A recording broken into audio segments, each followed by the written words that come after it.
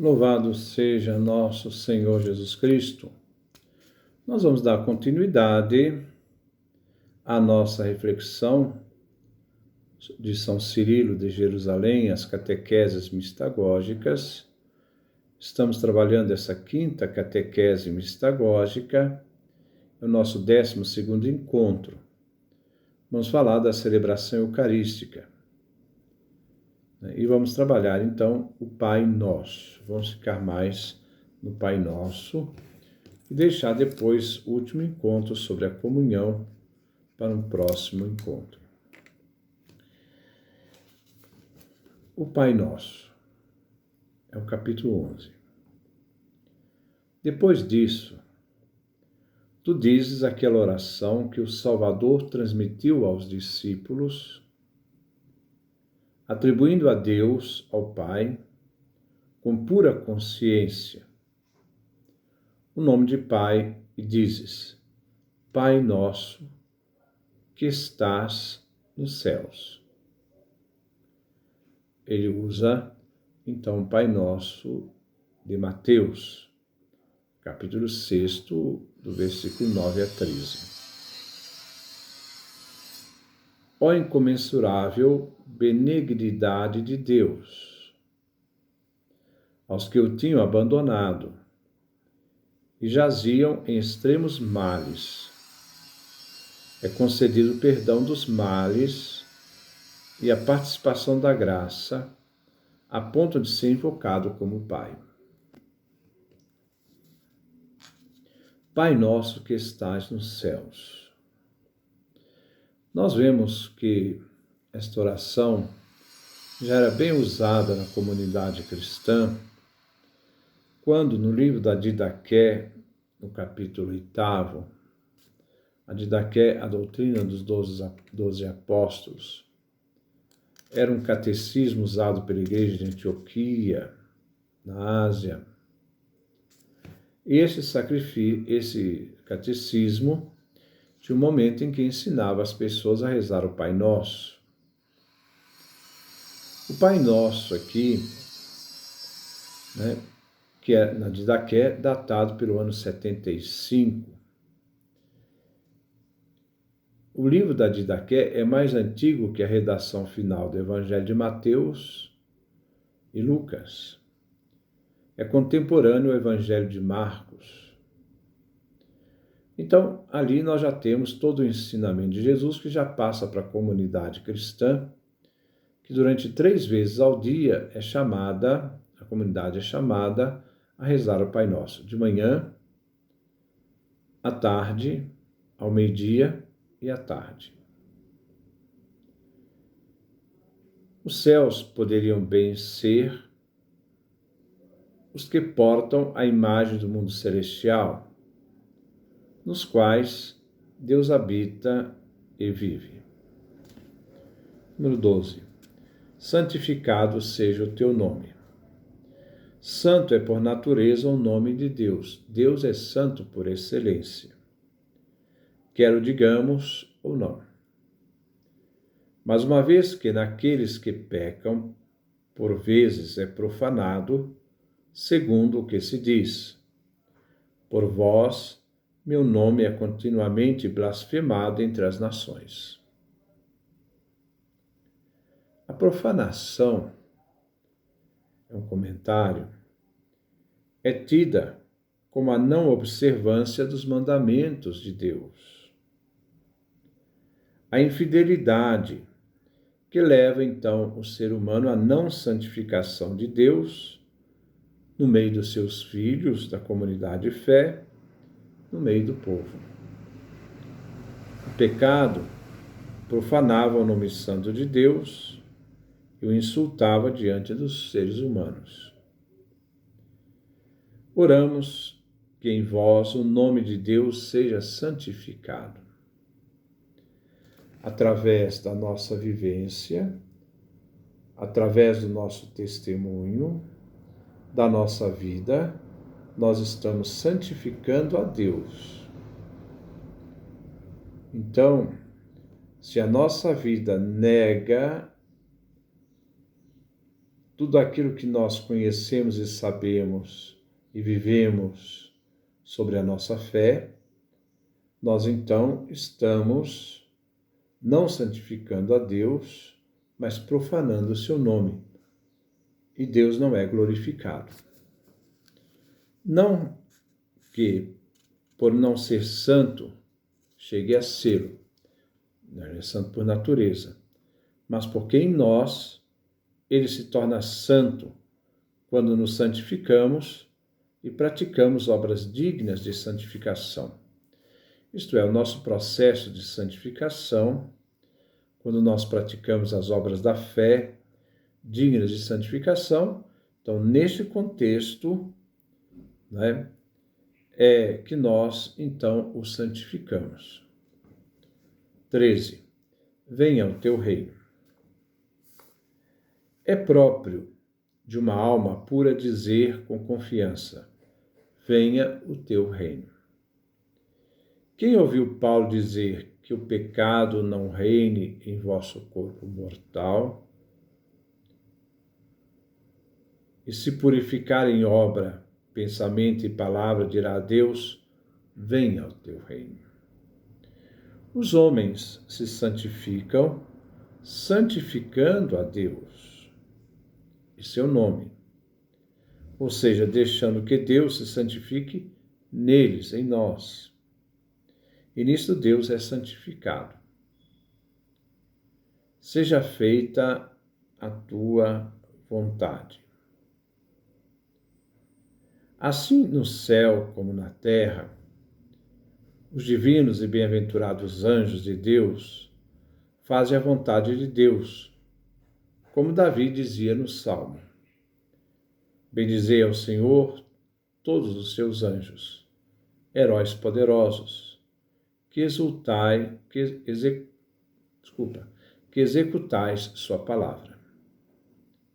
Rezando, pois, com vigor, dize isto: como nos anjos se faz a vontade de Deus, o Senhor, assim na terra se faça em mim. Com isso, nós vamos ver essa proximidade do reino de Deus, porque pedir o reino de Deus para que ele venha é confrontar-se constantemente com a boa nova do perdão e da salvação que foi revelada plenamente em Jesus Cristo. Número 15. Nosso pão substancial dá-nos hoje. O pão comum não é substancial, mas este pão é substancial, pois se ordena a substância da alma.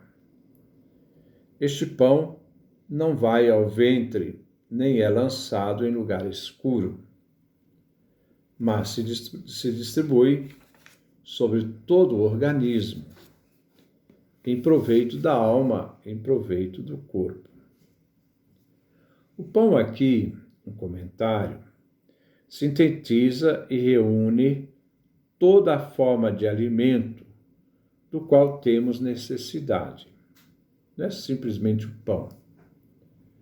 Bem como todo o dinamismo da busca humana. O pão simboliza tudo quanto o homem almeja, busca, tem como objetivo enquanto criatura. Ao se pedir pão, pede-se mais do que um alimento para o corpo. Pede-se um alimento que sacia a fome imensa do nosso ser.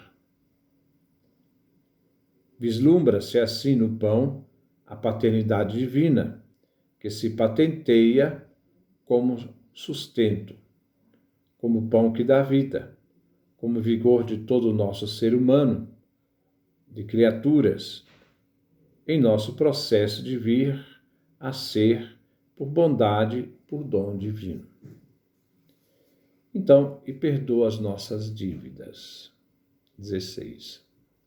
Assim como nós perdoamos aos nossos devedores. Temos muitos pecados. Caímos, pois em palavra e em pensamento e fazemos muitas coisas dignas de condenação. Se dissermos que não temos pecado, mentimos, como diz São João na sua primeira carta. Fazemos com Deus um pacto, pedindo-lhe, é um pacto que se faz com Deus, pedindo-lhe que nos perdoe os nossos pecados, como também nós perdoamos ao próximo suas dívidas. Tendo presente, portanto, o que recebemos em troca do que damos, não sejamos negligentes, nem deixemos de perdoar uns aos outros. As ofensas que se nos fazem são pequenas, simples, fáceis de reconciliar. As que nós fazemos a Deus são enormes e temos necessidade só de sua benignidade. Cuide, então, diz São Cirilo, que por faltas pequenas e simples contra ti, não te excluas do perdão, por parte de Deus, dos pecados gravíssimos. O perdão é o modo de manifestar a bondade divina. O nosso perdão torna-se transparente da bondade divina. Perdoamos por força daquele que nos perdoa de antemão.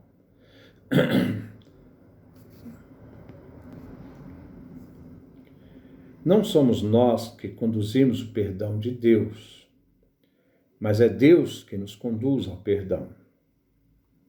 O perdão ao próximo só poderá ser então constante acolhida e abertura para o perdão que nos concede ao Pai. 17. E não nos induzas em tentação, Senhor.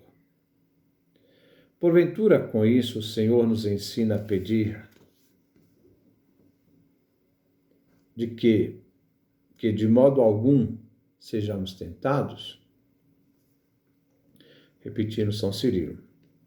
E não nos induzas em tentação, Senhor. Ele pergunta, porventura, com isto o Senhor nos ensina a pedir que de modo algum sejamos tentados?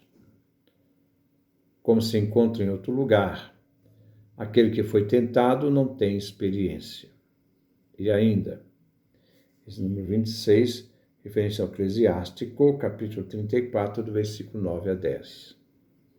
E ainda, tende por suma alegria, meus irmãos, se cairdes em diversas provações, como diz Tiago no capítulo 1, versículo 2.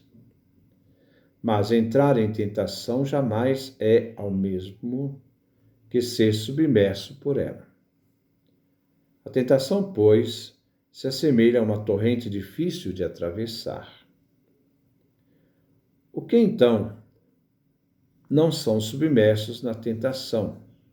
Atravessam como bons nadadores, sem serem arrastados pela corrente. Os que não são assim, uma vez que entram, são submersos. Assim, por exemplo, Judas, entrando na tentação da avareza, não passou a nado, mas submergindo afogou-se corporal e espiritualmente. Pedro entrou na tentação de negação, mas tendo encontrado, não submergiu. Antes, nadando com vigor, se salvou da tentação. Escuta novamente, em outro lugar, o coro dos santos, todos rendendo graças por terem sido subtraídos à tentação. Tu nos provastes, ó Deus, acrisolaste-nos, como se faz com a prata. Deixaste-nos cair no laço, carga pesada. Pusestes em nossas costas, submeteste-nos ao jugo dos tiranos. Passamos pelo fogo e pela água, mas tu nos conduziste ao refrigério. Isso aí nós encontramos no Salmo 65, 66, versículo 10 a 12. Tu os vês falar abertamente de sua travessia sem serem vencidos. Salmo 68, versículo 15. Tu nos conduzistes ao refrigério. Chegar ao refrigério é ser livrado da tentação. A tentação aqui é experimentada, então, é um comentário, como passagem de Deus por meio dos homens, para que o homem se entregue a Deus e passe sempre mais para Ele, para Deus. Número 18. Mas livra-nos do mal. Se a expressão não nos induzas em tentação significasse não sermos de modo algum tentados, não se diria, mas livra-nos do mal. O mal é o demônio, nosso adversário, do qual pedimos ser libertos. Depois terminada a prece, dizes amém, selando com este amém o que significa faça-se, o que se contém na oração ensinada por Deus. Então ele faz uma explanação dentro das catequeses mistagógicas do Pai Nosso, que eles haviam recebido e agora vêm explicadas em detalhes por São Cirilo. É claro que existem várias reflexões sobre o Pai Nosso na Antiguidade, sempre mantendo essa identidade, esse cerne da origem desta oração, que ela vem de Jesus. Ora, ele termina com um amém.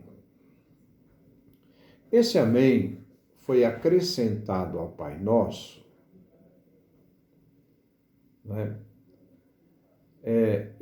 Já encontramos esse acréscimo no livro de Didaqué, que se diz amém. Mas nós sabemos que os textos mais antigos do Pai Nosso não contêm o amém.